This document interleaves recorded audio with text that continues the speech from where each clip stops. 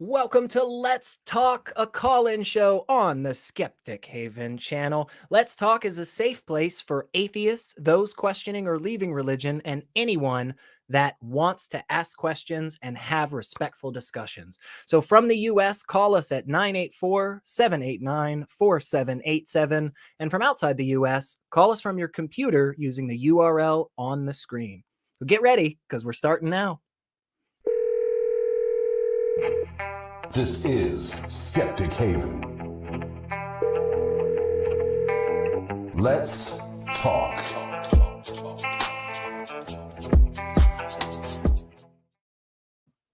Oh gosh. Hey. Oh, Oh, hey, hi. Stephanie. What are you doing here? Oh, I don't know. I just popped in, I guess. Yeah, good. Yeah, so we'll We're here to see take calls. what goes on. Yeah, I guess we're here to take calls. What are we going to talk about, I don't know. sir? What do you There's think? there's honestly a lot of stuff that we could talk about. And I'm going to do this even though maybe I shouldn't. Maybe I shouldn't call attention to this. But the original plan was we were going to have you and the wonderful Bre on. And we've had to change that up a little bit. The original topic was very much focused on Pride Month, which we are right in the middle of. Truth. LGBTQ rights, which is a huge important topic right now. Mm-hmm. I want to at least ask this because I think you might have some really good answers. I was listening to a podcast the other day, and it's a politics podcast. And the whole kind of point is they bring in people from different sides and they respectfully talk about stuff. And one of the hosts on this particular panel brought up something that I hadn't, this thought hadn't crossed my mind particularly, and it was interesting.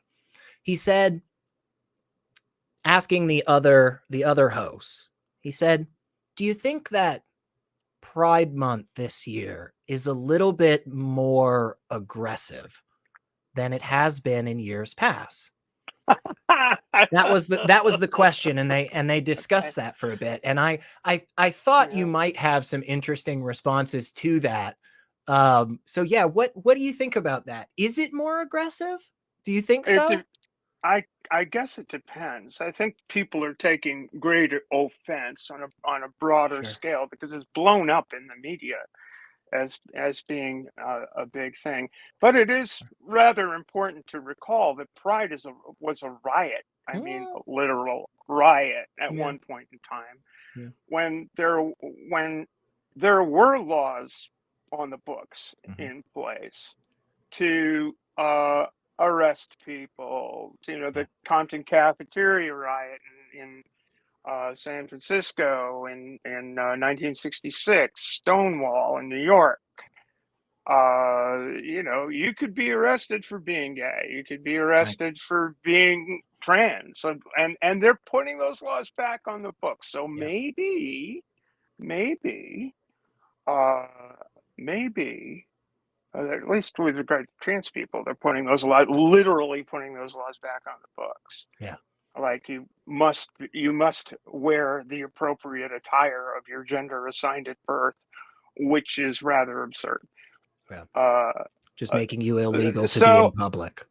So it's basically making it illegal to be in public. It's like and gay bars and stuff like that. If those laws come back, well, we could see even more stuff. So maybe at this point it is a little spicier, but it's not spicy on the part of members of the LGBTQIA plus community. It's the pushback is from people who are losing their minds about merchandise being sold at Target with a rainbow on it. Merchandise that has been there for years, by the way. That has been there for years. Whatever. That not necessarily even associated with LGBTQ issues. When people start losing their minds over the representations of gay people, queer people generally, that's what the issue is. The issue isn't the issue isn't trans folks. Trans folks, for the most part, just want to be left the fuck alone. Yeah. You know, when I go out, when I'm out on the race course, when I'm out sailing, my competitors and my crewmates do not wonder how the tranny's doing today. Pardon the language. Right. I mean, it's not an issue in my life, except when somebody wants to make it one. Right. And usually the people that want to make it one are, you know, there's something wrong with them. You know, they've got a hair across their ass about a certain set of people, Right. and the way that they and who they are Yeah. as a person. So it's rather silly. Yeah, and I think again that you know I wanted to at least get your thoughts on that. And for everybody out there watching, hanging with us, of course, we have opened up the chat a little bit more, but please definitely, like, Stephanie is one of the number one people that I go to when it comes to trans rights, trans discussions. Time and time again, I find myself talking with you and the wonderful Dr. Ben. I think you two can articulate things in such a way that is just always so important. And it's important for us because I think so. I'm in Tennessee. I'm sure you know most people out there watching know. I think it's important for us that are not, you know, big names, right? People, just the average Joe, to be able to be in a bar having a conversation with somebody who brings up some transphobic garbage talking point, you know, just a casual throwaway statement, and then we're going to move on. It's important for us to be able to have a response. It's important for us as the average person just walking around to be able to, you know, truly get our thoughts out in a manner that expresses what we're trying to get at. Because I think a lot of times there are just average people out there that heard the fucker Carlson. I'm sorry. Fuckhead Carl. Sorry, I don't know why I can't say it's so hard to pronounce, but you know who I'm talking about. That guy Carlson. They hear one thing that he says, and then nobody's ever challenged them on it, even in just a very basic way. Like, and I think that's deeply important, and that's something that I greatly value about you and listening to you. So please, folks, if you've got questions, if you've got comments, you know how to get a hold of us, 984-789-4787. If you've got questions about other things, Stephanie and I are always happy to talk about gods and religions or lack thereof. So we love it. Would you be cool if we got some UFO calls?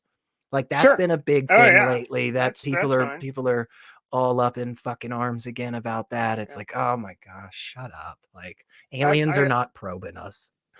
No, I've very much been enjoying Paul Gia's Toast to Toast.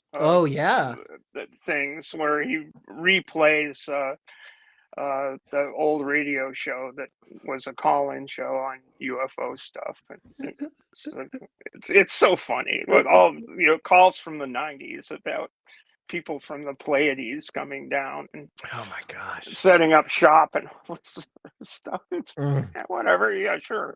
Yeah. Oh, by the way, if anybody who is not on planet Earth right now would care to call the show, seriously, please feel free.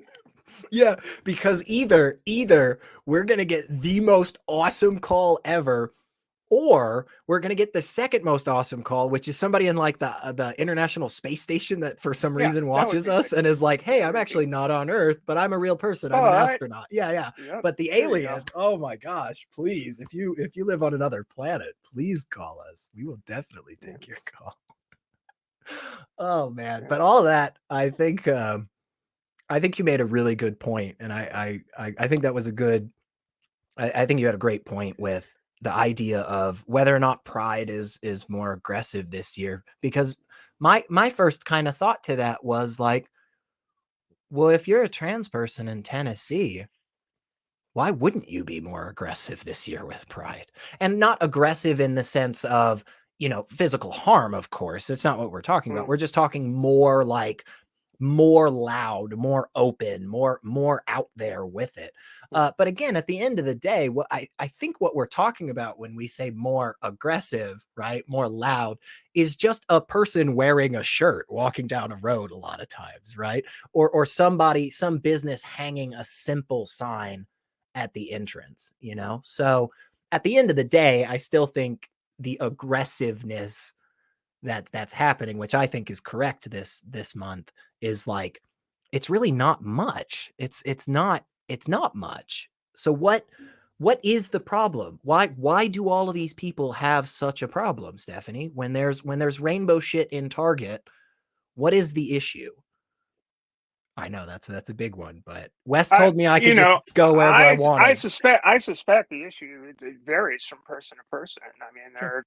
there let's be clear. It's not like if you're an atheist, you suddenly have a shiny, happy view of Very true. trans people, Very gay true. people, blah blah blah. It's Yeah. you when you, particularly if you've come out of a fundamentalist tradition, you carry those ideas with you Yeah. for a while. It takes some time to get over the modes of thinking that go with the God made Adam and Eve, not Adam and Steve kind of crap. Uh, uh, Yeah. but uh, so I think it does vary from person to person, and I Yeah. think that at the root of it, it's fear. It's fear of uh, of uh, society losing its moorings. Uh, that if LGBTQ people are accepted, that somehow or another, some will say, well, that's the end of the Christian nation, blah blah blah blah blah. Yeah. I mean, I don't know. I don't know. I don't know why that bigotry is there, aside from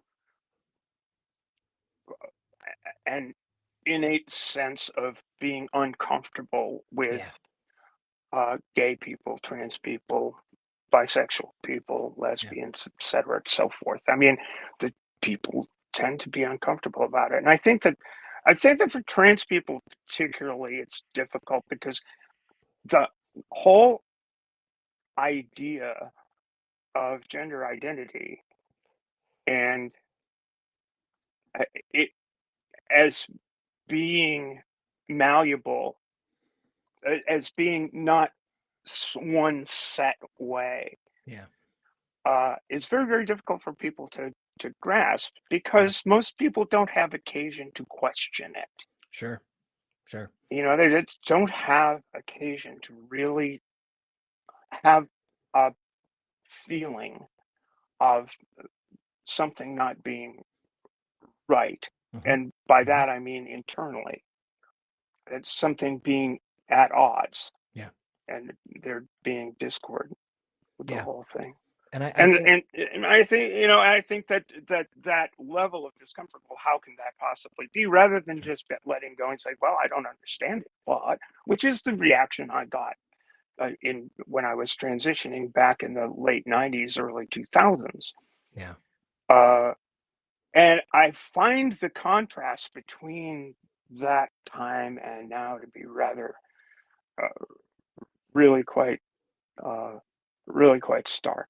Yeah. Yeah. And that's a great point. And that's kind of going into where I was thinking next, which is, kind of in the vein of just like, what what the heck is it that has really shifted at such a deep level? Because I think you're totally spot on when you say, so bigotry is irrational, right? That's the whole point. That's the whole point. It's Yeah. just irrational. There's no sense to be made. But I think so much of it comes from that very, very basic human emotion of uncomfortableness. We're just uncomfortable about something, and so we just go, screw it, it's bad, and then we move on with our lives. And like that's how we get to the bigotry and stuff. Is there just more opportunity for people to feel uncomfortable about stuff today? Is that the reason? Or is it is there some conductor that's directing the band? I mean, is it both? What the hell is going on? Fix this, Stephanie. Oh, I can't fix it, but fear is a powerful weapon. Politically, it's a very powerful weapon. You stir up fear, you get people to take their eyes off of the larger questions of justice and equity in society at large, in feeding,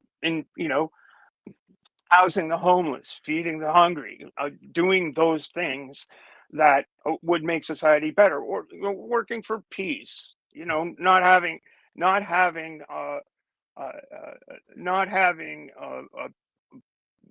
people in the richest country on earth having to sleep on the sidewalks, that kind of thing. So you just like, well, you could blame the homeless on trans people if you wanted to, and maybe that would solve the homeless problem. What we got to do to solve the homeless I'm honestly problem? Lock up surprised all the somebody trans in people. Tennessee hasn't yet. But it's being used as a motivator to get people to the polls to vote for very conservative people that don't want to pay attention to fundamental issues of justice and equity. Yeah. So why not pile on another one? It's like, oh, if we have justice and equity for LGBTQ folks, then we'll have to have it for everybody. Oh no, it would be awful. Oh my gosh. We won't be able to control our we won't be able to cut taxes on the 10th of a percent of the nation that controls 80% of the wealth. You're just pouring more injustice on, and you do it with fear. You get people to show up and act. I think we're unfortunately in a time now where we have such access to stoke those fears so easily, and we really are running into a place soon, I think, where it's going to be even more difficult, especially if people are not interested in actually coming to whether or not things are true with chat GPT and all the new deep fake videos and pictures and shit out there. We're very close to a place where we don't know what the hell is actually going on. So I love the fact that some lawyer, this was in the news last week or something, some lawyer decided to let chat GPT write a brief that he was actually going to present in court. It's amazing. And the citations that chat GPT came up with were completely bogus, totally wrong. And so he brings this stuff into the court, puts it on here, Your Honor, here you go. Here's the brief. Wait a minute. There's no such precedent when you're citing this. What are you talking about? And of course, the AI has the disclaimers. These might not be factually correct. You might want to review. Just make sure. I'm just making shit up. And it's like, is that really intelligent? Is that really artificial intelligence? Yeah. Because people make shit up all the time. I mean, true. Tucker Coalson makes shit up, Ben Shapiro makes shit up. I mean, it's like everybody makes shit up, I guess. Mm-hmm. So it seems like the perfect thing is get an AI to make shit up.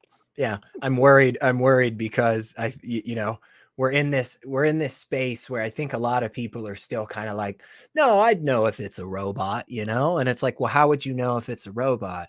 And it's like, well, I'd see all the inconsistencies and all the things that just didn't make sense. And it's like, right, but you believe the New Testament was written by eyewitnesses, so clearly you're a little shaky. Speaking of making shit up. Yeah, there you go. Right.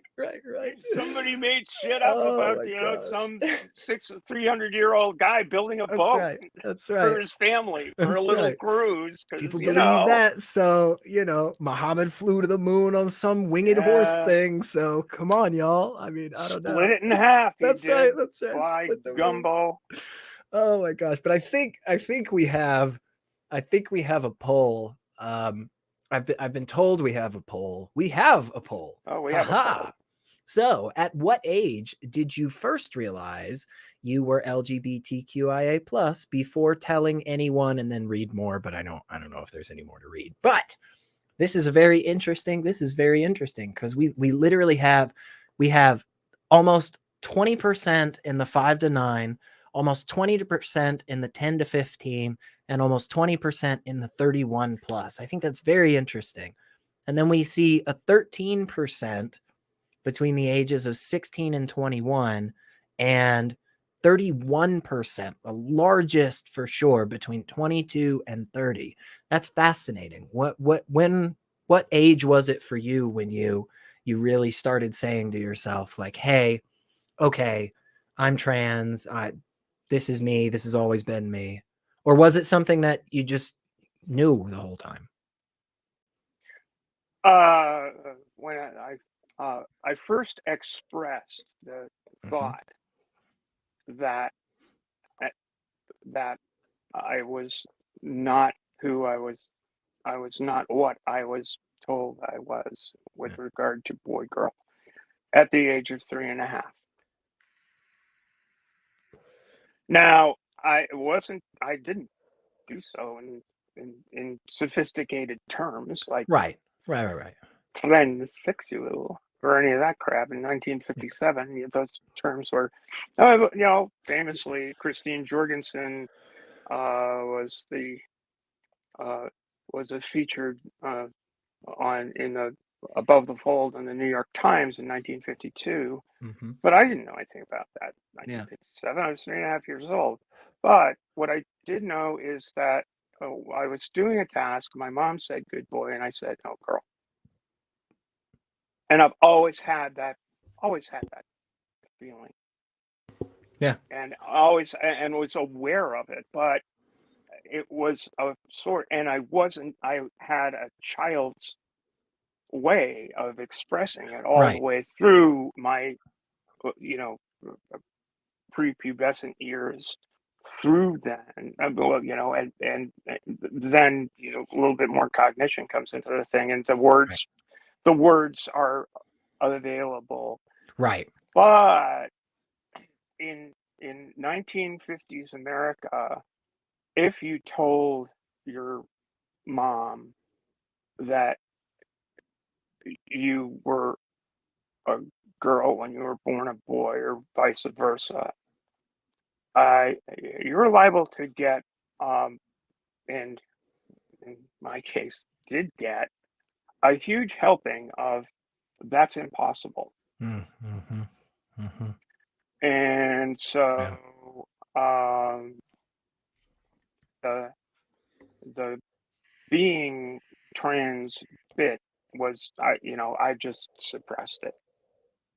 I just buried it and buried it and buried it, but that can only go so far. Yeah. And when was it? Because I know you transitioned, like 20 years ago, which I always think is 25. that's amazing. I just think that's so incredible. And it just, oh, I could go I off on it. began 25 years ago. Right. And I can go off on this whole tangent because I just hate when people are like, well, it's this brand new thing. Trans people are just Well, sprouting that's up out the of that. thing. Yeah, It's like, are you fucking kidding? Like, I know somebody that started transitioning 25 years ago. It's insane. But what was there a couple of years before that you really started feeling it solidify in your brain? Was there some moments where you're like, okay, I really think, or was it more? So I've heard Katie Montgomery talk about her beginning transition. And one of the things that I remember she'd said, and I love this, I think this is awesome, is she was like, what I did was I broke it down into things. And one thing that I did was I just genuinely hated the thought of hair on my face. And so I did something for that. And then I just genuinely liked wearing this type of clothing. So I started wearing that clothing. Was it more piecemeal like that? Or was there more of a kind of codification for you, kind of just coming together all at once? Like, hey, I think I'm trans. If any of that makes sense. If not, just tell me to shut the fuck up. Wes has questions. No. I think that the difference in ages is also because there was never a moment in my life when I didn't realize that gender dysphoria was a real thing for me. Sure. Yeah. I pretended that it wasn't, and got along okay, but eventually it became too much of a pressure, at which point I decided to start taking steps to transition. Yeah. With the idea, and probably the first thing I did was surreptitiously obtain gender affirming hormones. Yeah. And then went for facial hair removal and all that, the step-by-step thing. But it is a process. I mean, the whole thing's a process. It's very weird. Yeah. It's extremely weird to go through puberty again at the age I bet. And I think that kind of leads back to what you were saying earlier about so many people have just never found themselves in this space of even so, like, it's one thing to question gender as a whole, right? It's one thing to question your gender. And I just think there's a bunch of people that have never done either, right? There's a bunch of people out there that have just never even sat down to go, hey, why are we actually doing this? We all wake up in the morning, we get dressed, we go to work, but right before we go to work, we pick up this wooden board and we smack ourselves in the face. Has anybody ever asked why the hell we're doing this? Has anybody ever brought this up? And the only answer we get is, well, that's what you're supposed to do. This is how we've always done it. And I truly believe that it is that complete lack of even believing that there's anything to question, like there are so many people out there that just think there's something inherent in the DNA of a woman, that just prevents her from driving a car. And I've heard people say this, and I've been like, well, what do you think that is, man? And they're like, well, it's something with like the way that estrogen works and blah, blah, blah. Women have that. And I'm like, okay, one chemical. And you just like used it to make yourself sound cool, bro. Men have estrogen. Like, everybody got estrogen, man. It's not a. I was just about to say, it's a question of balance. All of these things are a question of balance. Yes. And when it comes to ideologies, where do these things come from? And it's like human physiology is really people are different, man. People are just different. I mean, I as part of the process of being, like, when puberty hit the first time, or started to, or didn't. In my case, it just didn't. It just, wait a minute, and you'll start getting worse. So I got hauled off at the age of 12 or so to an endocrinologist, and it's like, really, oh wow, you don't have any testosterone. You don't have normal levels of testosterone. Blah, blah, blah, blah, blah. So it's like, well, we could fix that. No, please don't. No. But I think that's important. Did they offer? This is really interesting, Stephanie. Yeah. Did they offer you, as a 12-year-old, who was assigned male at birth? 1960. I just want to make sure on this, because this sounds like some pretty hot stuff. Okay, are you telling me that they were offering you, a child, hormone therapy? Are you telling me that's what they were offering for? Is that I've heard some people lately that have some really intense problems. It would completely undermine their argument if we've been doing this for decades, like, is that, I just want to make sure we're right here, because No, gender affirming care is offered to cisgender people all Oh, the that's time. fucking fascinating. Oh, wow. Oh, holy shit, you guys. In Utah's laws that restrict breast augmentation for teenagers is only applicable to trans girls, Weird. not Weird. cis girls. It's almost like they don't give a shit and they just want to be hateful. It's weird. I don't know. It's so, gosh, see, and that's it's stuff like that that just is it says to me honestly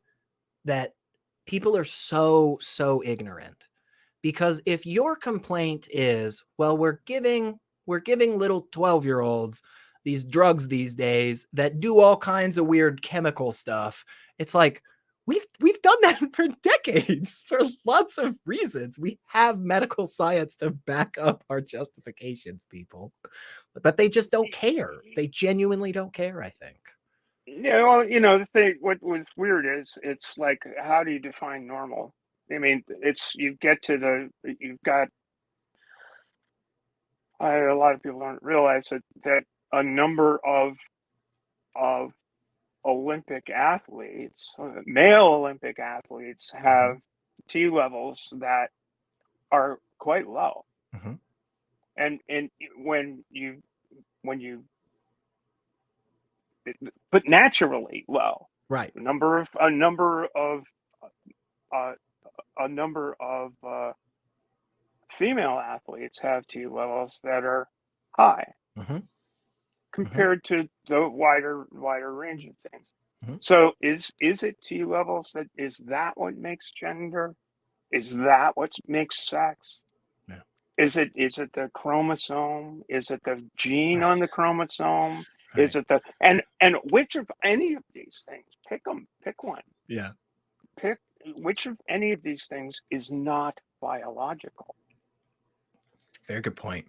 Very good point. It's not. You can't.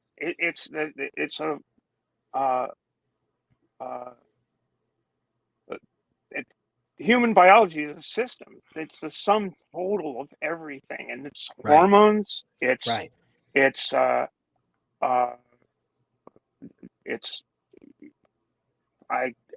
guess phenotype in certain respects. It's like, this is how people perceive you, and but throughout it all, it's all biological. We're not, and absolutely, none of it's fake. I mean, it's like, absolutely. And you can get a nose job, you can get a boob job, you can get whatever, you get there's any number of things you can do to fit in more precisely with a particular set of criteria that people judge you by. But I guess it's because we're social animals, and that's what we rely on, perceptions and things like that. And as with absolutely everything in our lives, as with absolutely everything, it is always a combination of different things that leads to our understanding of whatever it is, right? I mean, I saw somebody on Twitter the other day said, like, well, okay, what's the definition of a chair that's not like totally bullshit or self-referential? And so the person gave one, and then they showed a picture of a horse, and they were like, this literally fits all of your criteria. You get that, right? Like, it's silly, right? But yeah, I think that it's so important to just recognize, A, it's a combination of things, and B, at the end of the day, we always have to ask ourselves this very simple question, I think, which is, are we trying to cause more harm in the world? Because so many of these times, I genuinely just think it doesn't matter. I've watched somebody go through, well, it's chromosomes, that's the thing. And then you go, well, here's a bunch of things that kind of debunk that. And they go, oh, well, it's chemicals, it's testosterone and estrogen. Well, here's a bunch of shit that debunks that. Oh, there's a bunch of shit. And at the end of the day, really, really what that person wants is just harm. They just want to be hateful, and that's it's such a frustrating thing.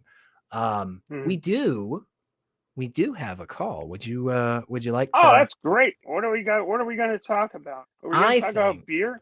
I don't know. We might. That is an option. Look, tell us in the chat, you guys, in the live chat right now, if you want Stephanie and I to just go on a tirade about alcohol before the end of this show, let us know. We will talk about it at great length. I do have lots to say about beer. That is true. Okay.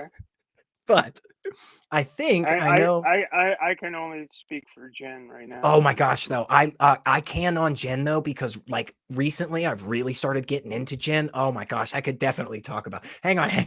Okay.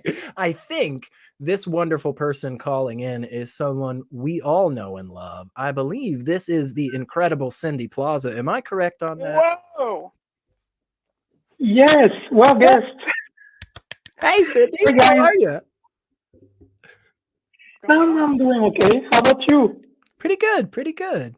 We are we're here, we're chatting it up and trying to have a little fun, but also talk about some serious stuff, because I think there's some great importance with that. And Just yeah, go one ahead. quick thing. Just one quick thing, Cindy, before you get going again. The Yep. gain on your mic seemed to be a little bit high, and Oh yeah. there's a lot of I don't know if you want to. If you can turn down the Uh, volume, Can or maybe Is it better now? a little bit. It's still clipping, Okay. but yeah, keep clips going. every now and then. So yeah, during the course of the last, I don't know, 20, 25 minutes, there's a lot about what you said that I wanted to react to.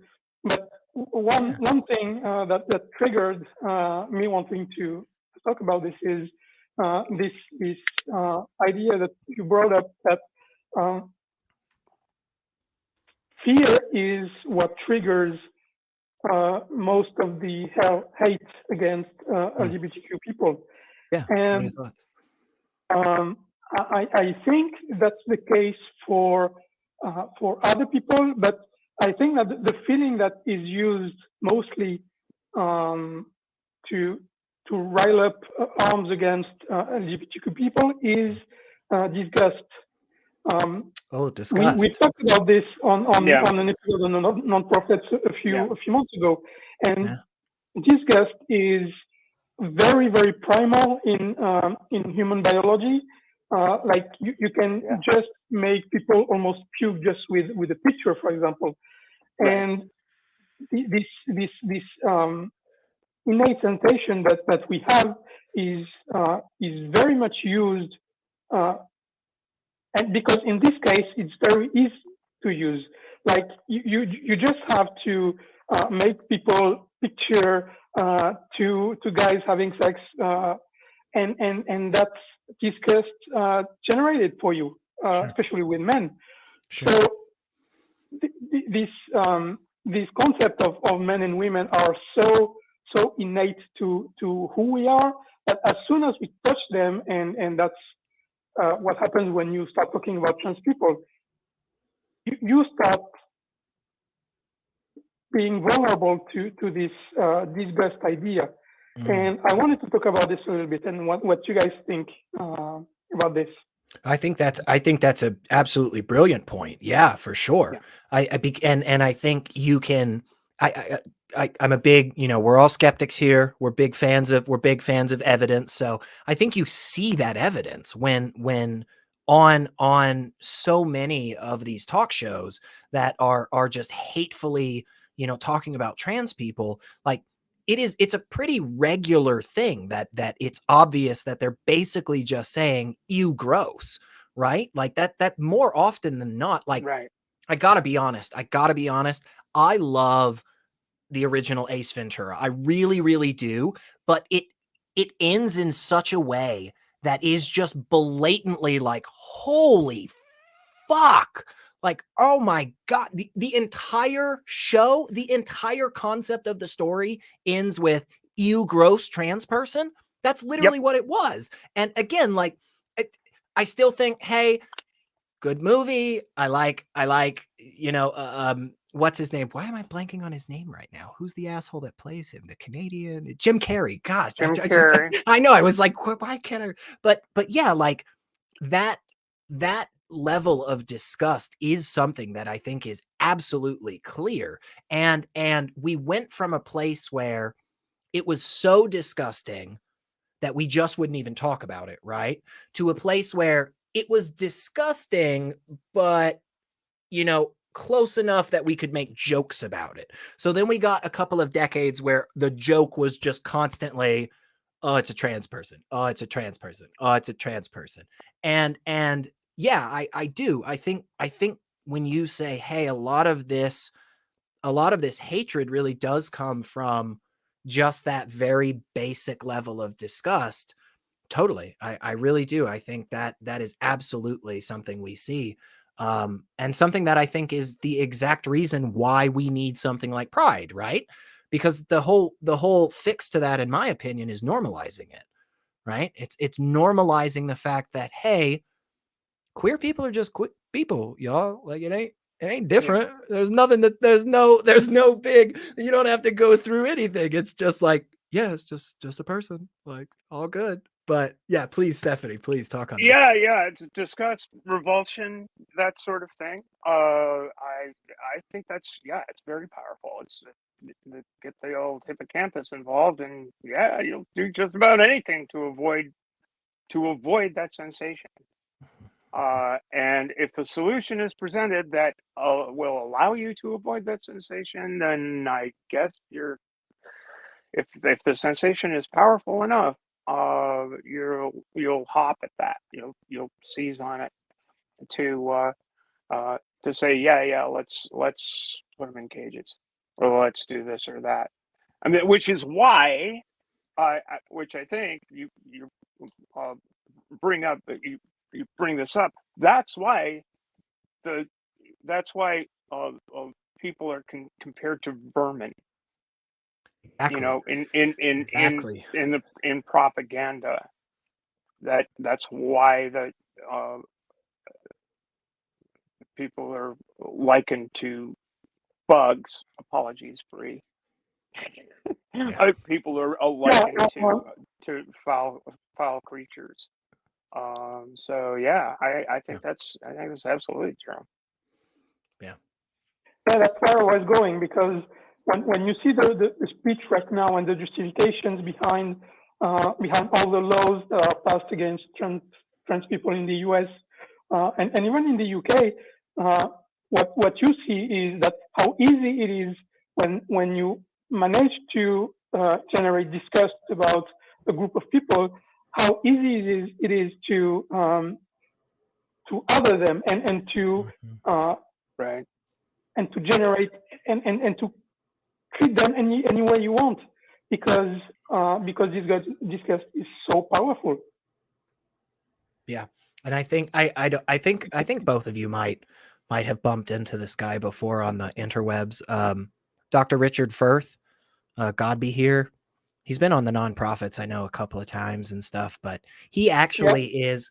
He's a PhD, and what he studies is disgust. And he has some absolutely wonderful, talks on it and stuff. I think he has even his own channel on YouTube and stuff. It's too bad his last name isn't Gross. I know, right? It would have been like, oh, I know, Dick Gross would have been perfect, right? But now Richard Firth, but still, no, he's a great dude. And yes, I think understanding disgust, because there are some completely reasonable, understandable, like for instance, the human body over a really long freaking time of evolution got this thing where it's like, oh man, if we're about to eat meat that's rotten, we're disgusted by it. And that's good, because most likely that shit's bad. But the problem is that drive is something that is completely just unreliable. And you will feel that feeling just about lots of shit. It's just same with anger. That's why we have so much road rage. Like, the human body didn't evolve to be mad at other drivers who cut us off. Why the hell do all of us get so angry though? Why are we all yelling our heads up? And the reason is because, in part, that emotion is just something that can be so easily manipulated in a lot of different ways, and it's something that feels so basic to us. And so I think unfortunately what we have is we have a lot of individuals out there with a platform that have the ability to weaponize that disgust. And instead of trying to break it down and say, hey, where is this coming from? Is this something that we should actually have good reason, like the rotting meat? And the issue is, of course, I think when you do that, you clearly come to a place where you're like, oh my gosh, all these people are just nuts assholes. Like, yeah. And I think, also, I think the people that are doing that, the people that are out there doing that stuff, I mean, the Tucker Carlsons of the world, the Ben Shapiro's of the world, they get their rocks off doing that. they They do get their actually. rocks off. Yeah. They really are. I mean, perfect example, actually, was illustrated by the president of the the past president, the former guy. I Is your think it was jailmate? yeah, that guy, the orange guy. The orange fuck. He literally, in a speech I think a week ago Saturday, after the whole indictment thing, and he gave this speech, and he's talking about on the first day of my presidency, I will ban the trans. And he got a big round of applause, and he went off into a little moment of reverie. It's about a minute of reverie, where he goes, "It's funny. I talk about cutting your taxes, and I get this. And now, today I talk about making trans people's lives miserable, and I get a standing ovation. And 6 years ago, none of you people would have done anything. Right. You never would have heard of it. You never would have crossed your mind." And this is what I mean. He gets his rocks off because what do you get? You get the standing O. Okay. So today's topic du jour is getting you the standing ovation. So Yeah. these people are motivated by, if they're media personalities, eyeballs on screens, asses in seats. Yeah. People, advertising dollars. I mean, it sells. It does. The topic sells, and they love it. It's money for nothing, chicks for free. Yeah, and It's just garbage. There's so many of them, I think, that are just as blatant about it. They're just not hiding their bigotry and hatred anymore. Yeah. But Cindy, we've been chatting a bunch. Give us some thoughts. What do you think about all this?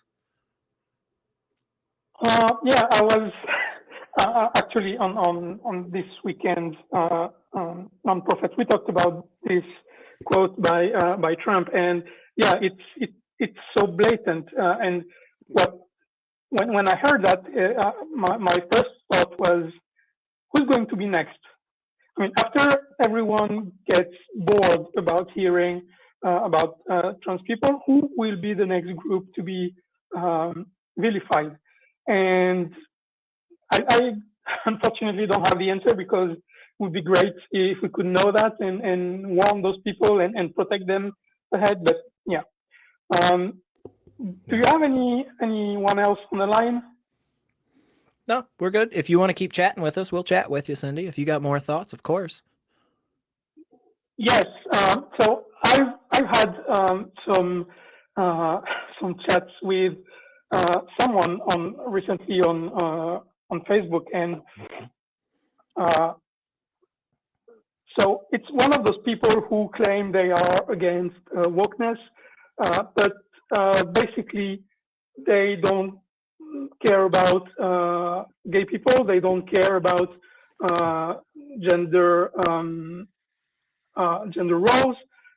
All they hate is trans people. And while going through the arguments they have against this, came the topic of the brain. So you and I talked about this, I think, already. This brain dimorphism that there is in the brain that Dr. Sapolsky talks a lot about, and his answer was, you cannot pinpoint in the brain where someone feels different, like they were assigned male and they feel female. You can pinpoint the place in the brain where that exists, so it doesn't exist.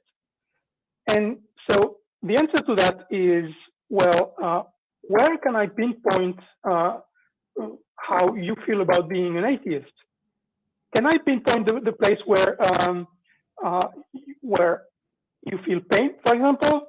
If I kick you in the nuts, where in the brain will you be feeling that pain? And that argument that we cannot know what's in the brain, so therefore it doesn't exist, that's been existing for a very, very long time, or that's all in your mind, this way of thinking. And I was wondering if you guys had any way of dealing with this pseudo argument.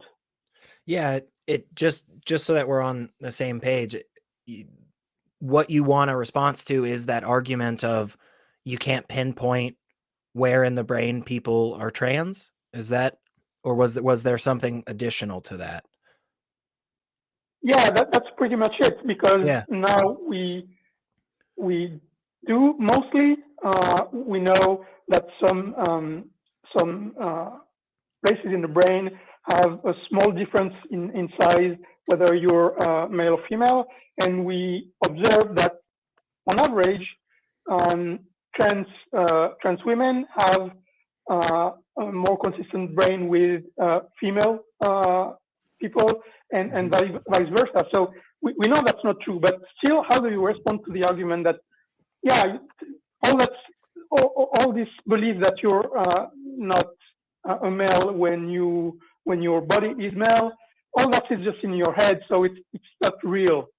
Yeah, I mean, I think there's a lot of responses. Stephanie, would you like to take first crack at this? Oh, gosh. I mean, I don't know. Again, it's all biology, right? All of these things, there are biological structures and all of this stuff. But it's like when I get worried about pinpointing outside of for matters of curiosity, pinpointing the differentiations between various humans, like, oh well, this is the male brain, the female brain, that sort of thing. And because it leads to the question, well, if there was a test that could determine, if you found the gay gene, would you do this, that, or the other thing to ensure that the entire organism wasn't gay, or the entire organism wasn't trans, or that kind of thing? And it's outside of curiosity. Again, I think that's kind of it's kind of pinning things on phenotypes.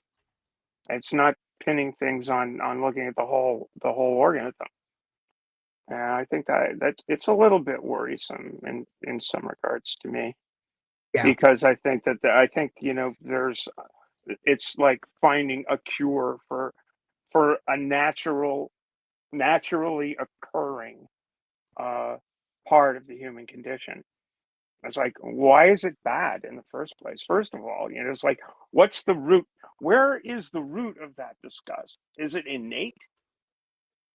Is it innate that people are disgusted by the notion of maybe we could find find the etiology of that disgust first, because that, to me, is the problem. It's not the fact that someone is by nature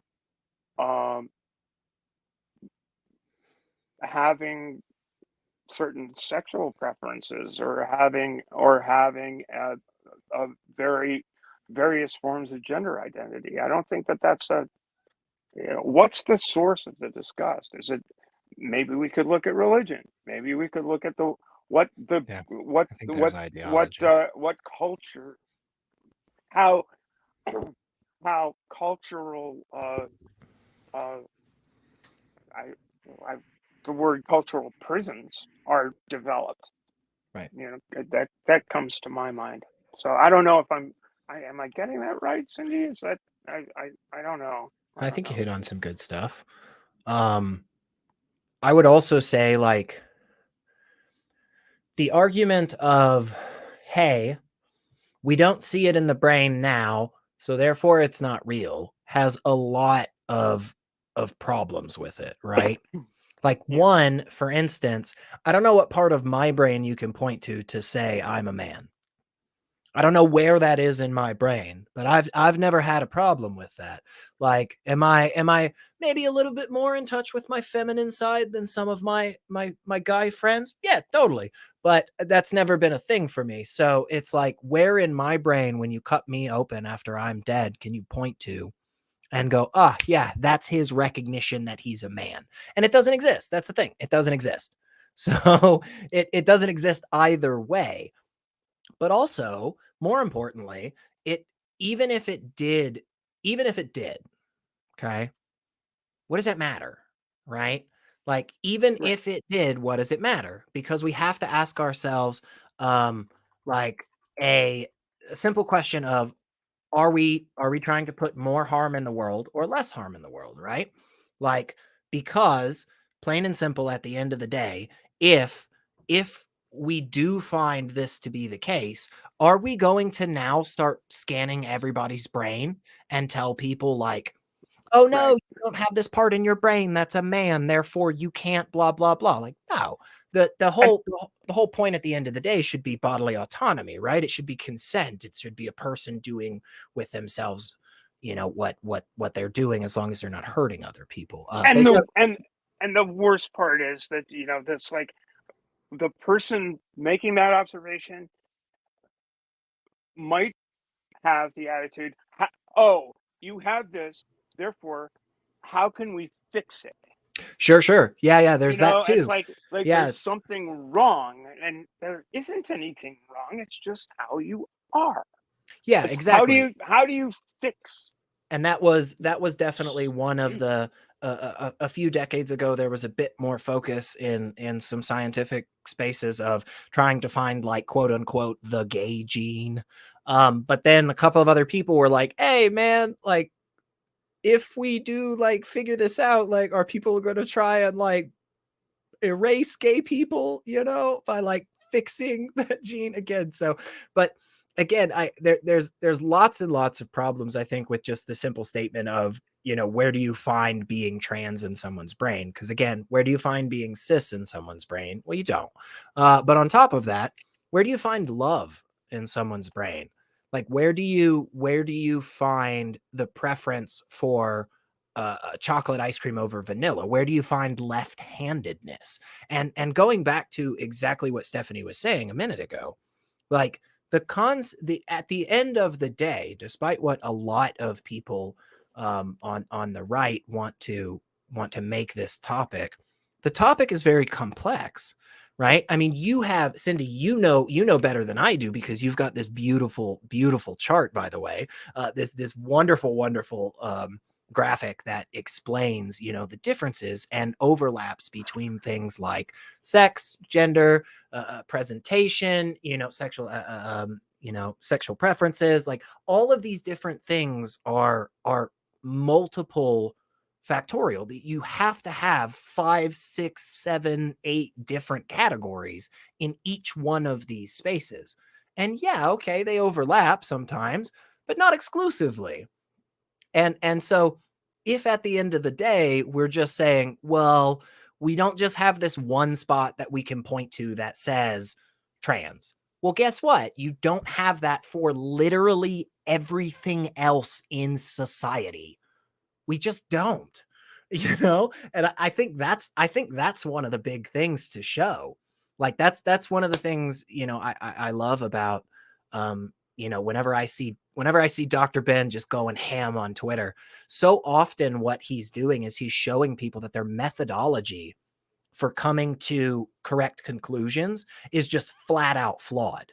And that is the problem. The methodology that the gender critical people or the TERFs are using is just flat out poor. It's just bad.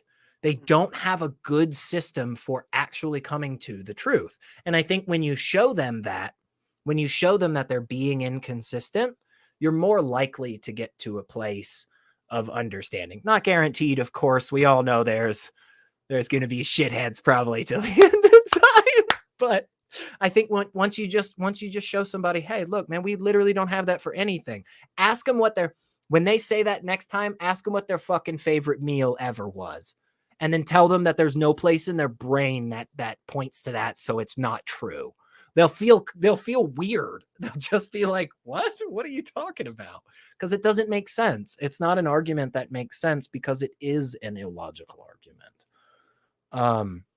But I've rambled way too much, honestly. Wes always yells at me afterwards, by the way. So, hey, if you're out there right now and you haven't liked the stream or subscribed to the channel, go ahead and do that, because otherwise Wes yells at me. So that's not true. Definitely. Definitely. Where are the likes? Let's have those Let's likes. see 'em. Cindy, I don't. Oh, go ahead. Finish up. Go ahead. Let's get Cindy back in there. I'm just throwing it back to her. Yeah. What else? What do you think about that? What do you got for us, Cindy? Just one last point, and then I will go because my earpiece is going to die. This idea that somehow this question of where it is in the brain is because they're trying to find the explanation so that they can solve it. I think that's only maybe for the smartest ones. For the majority, I would say it's just, hey, if you can't provide an explanation for who you are, then I don't have to humor you, and so I don't have to respect you because your belief is unfounded, and so I don't have to use your pronouns. I don't have to accept you as a human being, and I think that's all it boils down to. Yeah, I think that's true, but also by the same token, I think that even if you could point to a brain structure or and you see it time and time again, even if you could point to an etiology, they'd still be willing to dismiss the reality of that. Or I don't see that it's an excuse. It's like, unless you can, it's like, hi, I'm a doctor, right? I possess a university degree. All right, great. Show me your diploma. Okay, here's the diploma. Yeah, but you still don't know shit. Yeah. I mean, you're just not going to get, that people are just, they're going to be stuck with their own prejudices, no matter what. Yeah. Yeah. I don't see it as a solution. I think it's a curiosity, but I don't think it's as a solution really to anything. I think it is a curiosity. I mean, I can think of a few things in my personal history where I can say, okay, well, this might have been a contributing factor, in utero shit and all of this other stuff. But at the end of the day, does it matter? No, doesn't matter in the least, because I'm still the person I am because of the sum total of all of that stuff. And even if I were to provide an itemized list of everything that went into being old Stephanie Helms at this point in life, it wouldn't matter to people who would deny me the privilege of just being who I am. Correct, because I think underlying a lot of this, unfortunately, is hatred, is just flat out a desire. Right. Hatred, disgust, fear, just a desire to do harm. And we lost Cindy there, but we do love her here. She is always somebody that is hanging out and helping out. And yeah, brought up a lot of really great points, I think. And yeah, I think unfortunately we find ourselves in this time where we have the ability to educate ourselves, but we can't make somebody want to educate themselves. You know, that just doesn't seem to be something that we can really instill in people, right? That has to be something that they kind of like pick up on their own. Like, you just have to have a desire to want to learn, you know? I can't force you to start reading information that we've had for 30 years, you know? You haven't read it for the last 29. I don't know what. Right. But yeah, it's I think you're Here's muted. this study. Read this study. Here's this study. Here's Right. this study. Here's this other study. Here's Right. a whole folder of studies on topic A or topic B. Oh, cut out a little bit again. That's okay, Stephanie. Huh? Oh, you cut out a little bit. Could you mind repeating that for us? Yeah. What I was saying is, you see this all the time in people who go to research. It's like, well, this bit of research is points out this, and the vast preponderance of the literature in on this particular topic says that that this is a real thing, or it's like all of this, and then your interlocutor will find that one study says, no, that's bullshit. Kind of like a flat Earth argument, You got how much evidence do you need? Well, here's this one photograph of Neil Armstrong on the moon that doesn't make sense. It shows it was all staged. It's like, but these the people are willing to be convinced, no matter what. Yeah, and I think underlying, again, just like we touched on, at the beginning of the show, at the end of the day, that the bigotry is irrational. That's the whole point. It's this thing that you can't follow the logic of, because it's not logical. And unfortunately, again, we have so many people who are stuck in that space, stuck in that thought process, and they can't get out of it. There are so many people out there, unfortunately, that thought about a topic once and never thought about it again. And the one time that they thought about it was the time that somebody said, "Ew, gross, bisexual people," and then moved on. And that is, I think that's what's so valuable about having so many different places out there that talk about skepticism, that talk about a good methodology for understanding what is or is not true. I've been saying this for years. I fully fucking believe it. Properly applied skepticism leads to your acceptance of trans rights being human rights. That's what it gets to, because the evidence is there.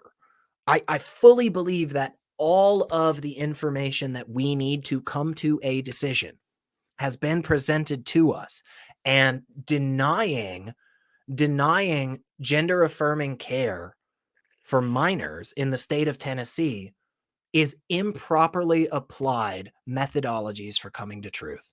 I really do feel like those two things are, and again, it's not like it's like when somebody says to me, "Oh, SR, you just want to get rid of everybody's religion or something." I'm like, well, no, I want people to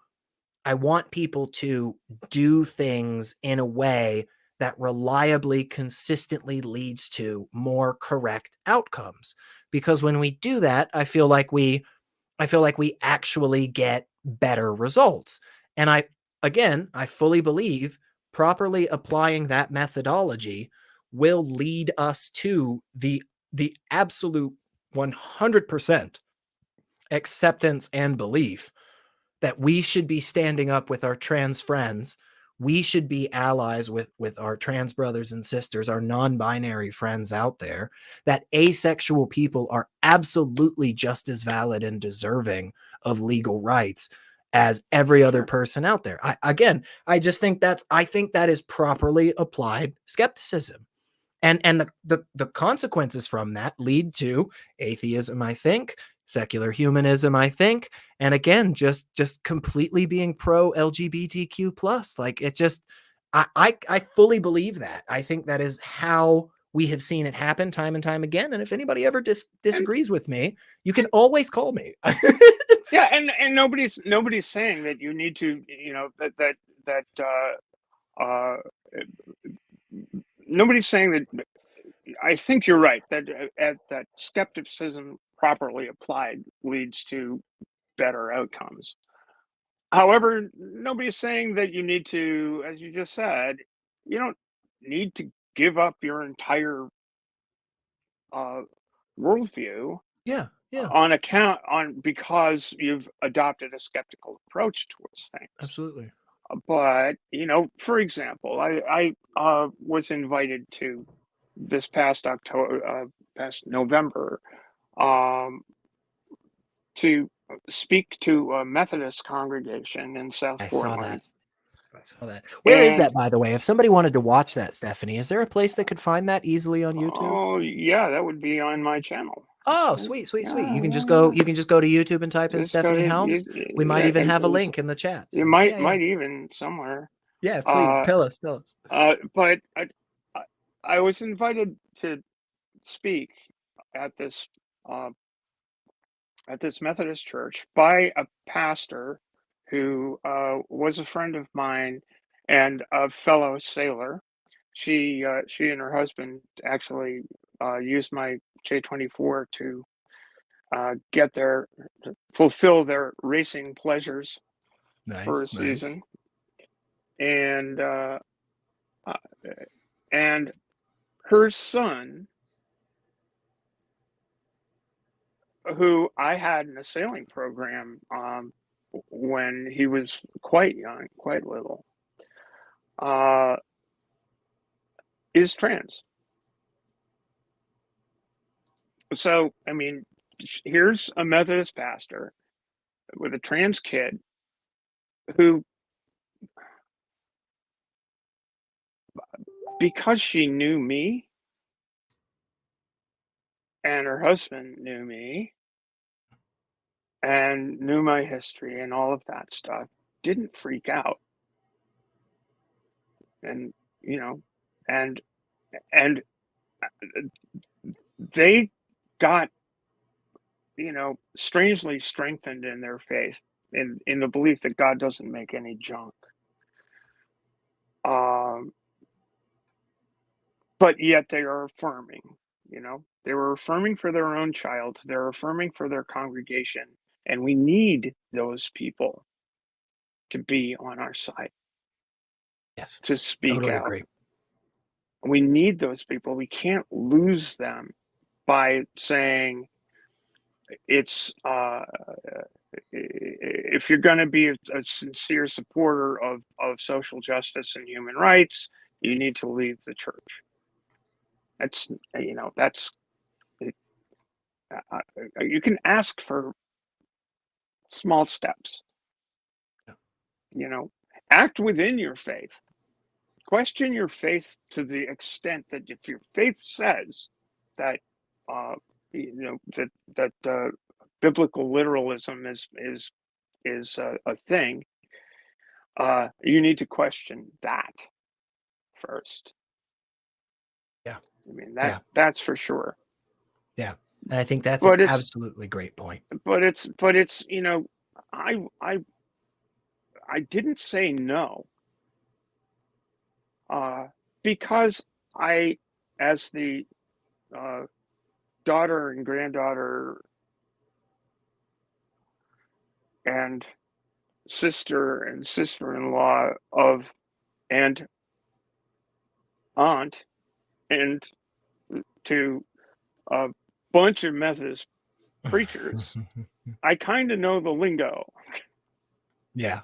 Yeah. So I didn't say familiar. no because I could put it in, I could pull out chapter and verse and and do a homily on why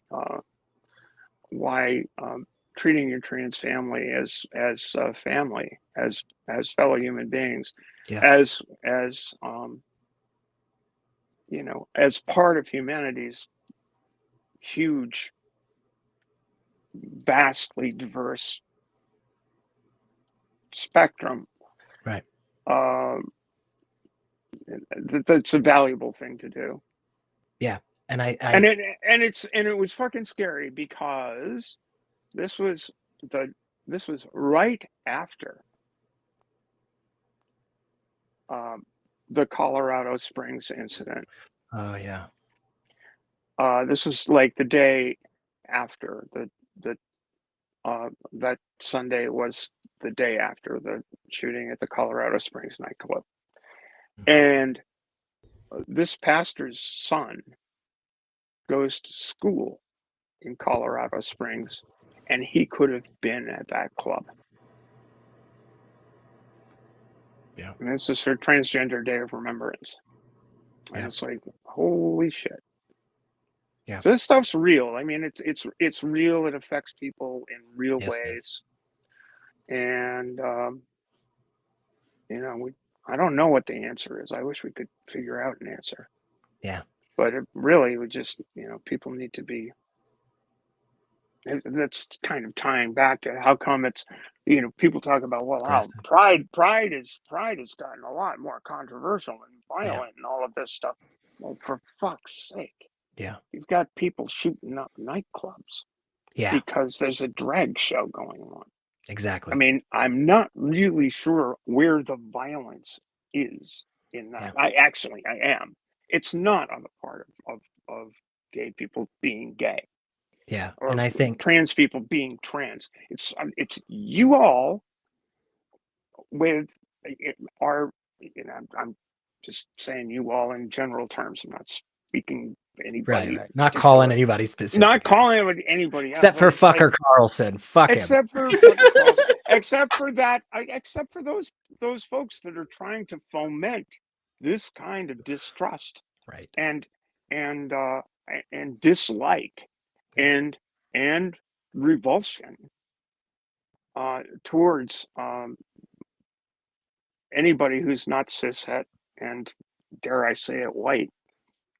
It's true. And also, dare I say it, male. Yeah. It's Christian. And wealthy. And it's just I know. All these things. I know. It's like we can't. We need a broader appreciation of the fact that it's not the gay community that's causing the problem. It's the not so gay community that's voting these people into office, that's going into clubs and shooting people up. Actually, doing this stuff. And you could say the same thing about people who go into synagogues and shoot people up. It's just, absolutely.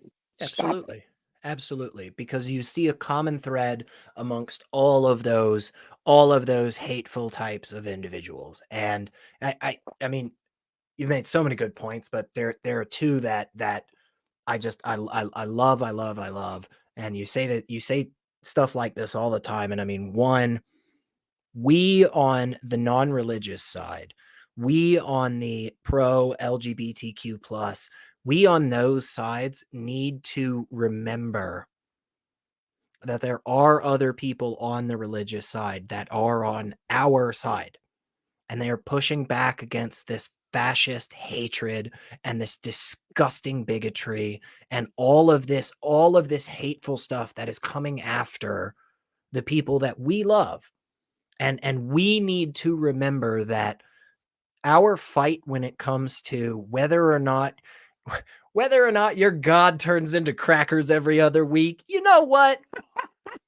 I'm going to put that aside. I'm going to You put got to that say the magic aside. words though That's first. right. That's Got right. to say the magic words. I'm going to put that aside for a moment because I genuinely believe that the lives of so many people are more important. That is something we have to come together around, and we have to be able to cross some of those divides and say, look, you may be a big friend of that old JC, but hey, look, you're not trying to restrict trans people from using the bathroom, and neither am I. Let's push back against those assholes that are. That's important, I think. This is like, I don't know, like this is a tangent, but That's okay. We're near the end anyway, girl. Get it. right. So it's a fairly brief tangent, but it's circling back to the pet detectives thing. That's a movie. The ending was horrible, and really, very disturbing if you're trans, and if you there's a wonderful documentary by Laverne Cox about trans portrayal in media that goes back decades. It's Sure. basically in film and in all of this stuff. It's called Disclosure, and it was on Netflix. It might be available elsewhere, but anyway, I want to contrast that with the ending to Some Like It Hot. Are you familiar with the film? Yeah, but it's been a long time. But yeah. All right, so Joey Ross is a millionaire, right? And Jack Lemmon and Tony Curtis are on the run from the mob. This is the plot of the film. They're on the run from the mob, so they figure out the best way to hide from the mob would be to join a girls' band, which included Marilyn Monroe, and so she's the stuff. But anyway, Joey Ross is a sponsor of the girls' band, like, and so he meets Lemon in character and falls in love, hopelessly in love with Lemon in character. And eventually, at the end of the movie, this is sort of a subplot in the whole film.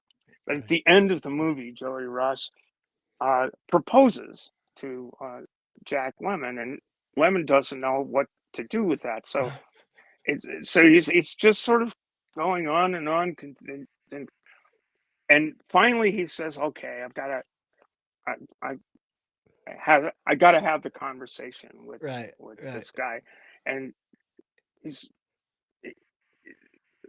he goes at the reception of the proposal. He says, I just feel like I need to tell you something." And Joey Russ goes, "Well, what's that?" And Women goes, "I'm a man."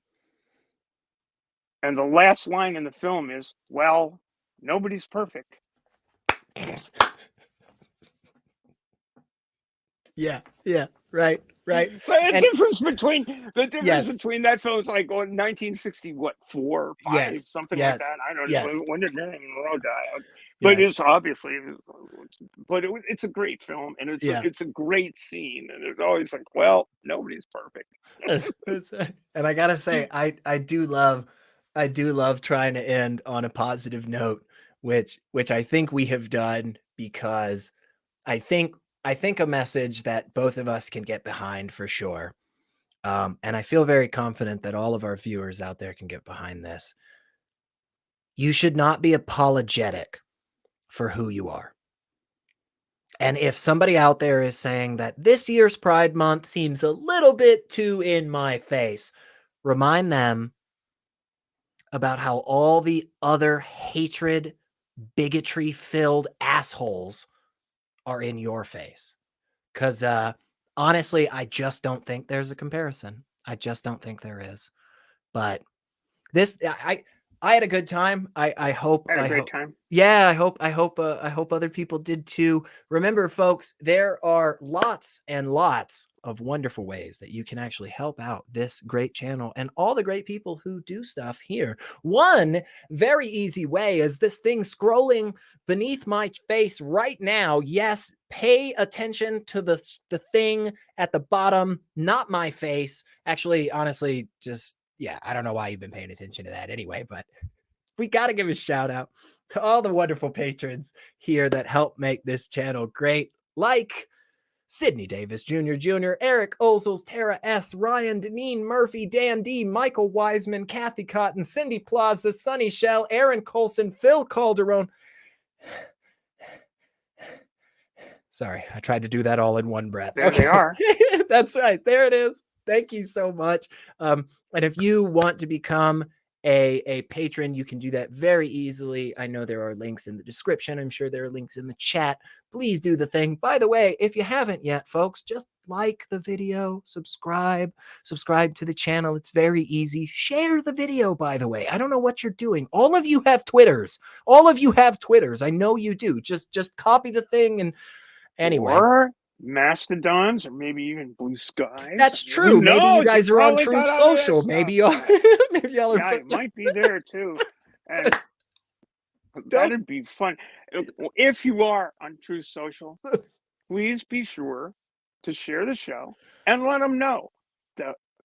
Let your friends. Do they call them friends on Truth Social? Or do they call them something else? I have no idea. But call in next time. That's there's right. A call-in show, because we'd love to talk to some. That's right. Folk. Because this happens every Sunday at 7 p.m. Central, and there are lots of other great shows here on this wonderful, wonderful channel of Skeptic Haven. Like, for instance, Secular Soapbox on Wednesdays.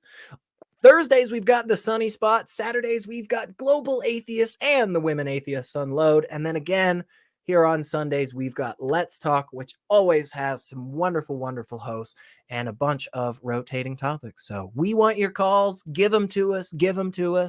But I guess we got to wrap it up tonight, Stephanie. We got to go. We're supposed to go do bigger and better things or whatever. I don't know. Pretend to be interesting and important. That's what I always onward and upward. Yeah.